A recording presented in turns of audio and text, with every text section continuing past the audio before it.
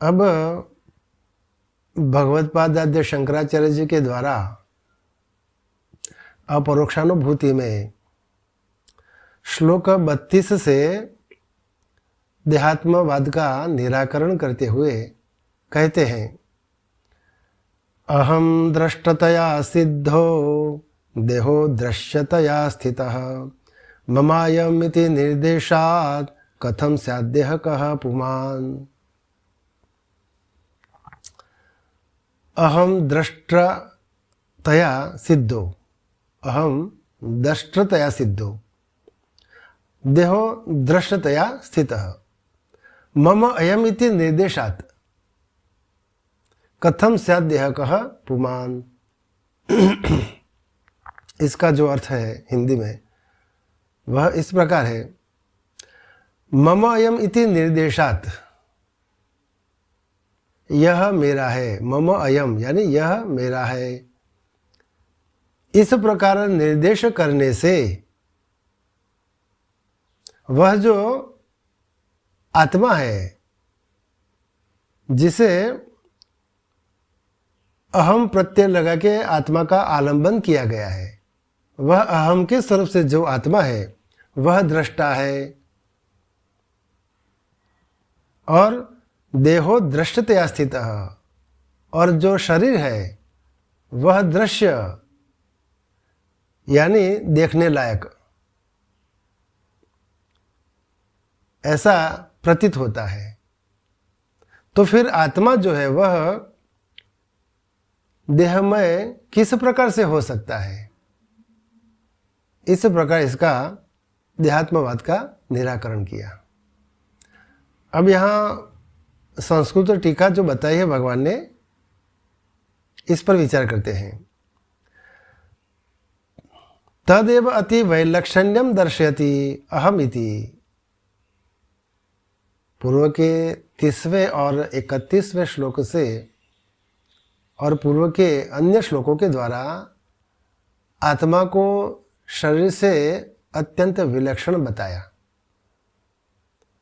उसी के अर्थ में यहाँ इस श्लोक से अति वैलक्षण दर्शाने के लिए, आत्मा का शरीर से अति विलक्षणता बताने के लिए, अहम दृष्टतया सिद्धो देहो दृश्यतया स्थितः, इस प्रकार के श्लोक से वर्णन करते हैं।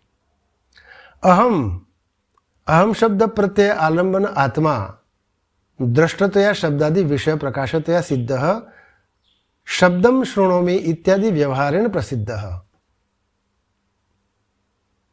जो जिस आत्मा के लिए यह जो अहम, जिस आत्मा के लिए अहम प्रत्यय लगाया है और उसका अहम के द्वारा आलंबन किया है, वह आत्मा दृष्टतया यानी दृष्टा है, दृष्टा के स्वरूप से, और शब्दादि विषय प्रकाशतया स्थित, और शब्दादि शब्द स्पर्श रूप रस और गंध इत्यादि जो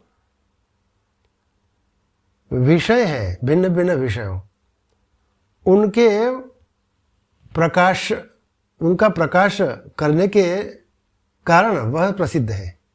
वह इन सभी शब्दादि विषयों का प्रकाशक है, इसलिए वह सिद्ध है। शब्दम शृणोमि, किस प्रकार से? तो मैं शब्द को सुनता हूं, शब्द भिन्न है, मैं भिन्न हूं, और शब्द को सुनना, रूप को देखना, रूपम पश्यामि इत्यादि व्यवहारेण प्रसिद्ध, इस प्रकार के व्यवहार के द्वारा यह आत्मा प्रसिद्ध है। अहम स्वरूप से वह प्रसिद्ध है। मैं देखता हूं, मैं सुनता हूं, मैं स्पर्श करता हूं, मैं रसास्वाद करता हूं, मैं सूंघता हूं, मैं गंध को सूंघता हूं, मैं भिन्न भिन्न रसों का रसास्वाद को अनुभव करता हूं। ये जो व्यवहार है, इन सभी व्यवहारों से यह आत्मा प्रसिद्ध है अहम के द्वारा। और देह, शरीर कैसा है? देहस्तु दृश्यतया शब्दादिवत प्रकाशतया स्थितः, और जिस प्रकार शब्दादि विषयों को आत्मा प्रकाशित करता है, इसलिए शब्दादि विषय आत्मा के द्वारा प्रकाश्य है। स्वयं प्रकाशित नहीं है, आत्मा स्वयं प्रकाशित है। उस आत्मा के प्रकाश से ही शब्दादि विषय प्रकाशमान होते हैं। तो उन शब्दादि विषयों वत वह प्रकाशतया स्थित, यह देह जो है शब्दादि विषयों के समान प्रकाश्य होते हुए स्थित है, यानी देखने लायक होता है, ऐसा इसका अर्थ है।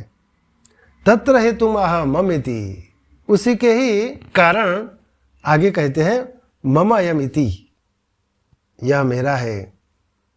मम इति यानी मम अयम देह इति, यह शरीर मेरा है। मम अयम घट इति, मम अयम पट इति। घटपटादिवत स्वीय संबंधितया निर्देशात व्यवहारात मम अयम, जिस प्रकार घट और पट होता है जो अपने से ही संबंधित वस्तु के रूप में दिखाई देते हैं, यह घट मेरा है, यह पट मेरा है और यह शरीर मेरा है, तो इस प्रकार घट आदिवत स्वीय संबंधितया, स्वीय यानी अपने से ही संबंधित के स्वरूप से वह जो वस्तु है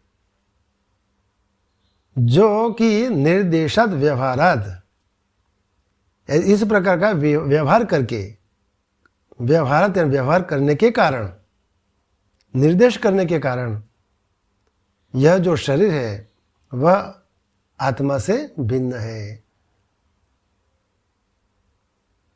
दृश्य के स्वरूप से है। और एवं उभयो वैलक्षण्य सति, और दोनों आत्मा और शरीर दोनों ही एक दूसरे से अत्यंत विलक्षण है। ऐसे अत्यंत विलक्षण होने पर आत्मा देहमय कैसे हो सकता है? नहीं हो सकता। इस प्रकार आत्मा का यहाँ देहात्मवाद का निराकरण किया।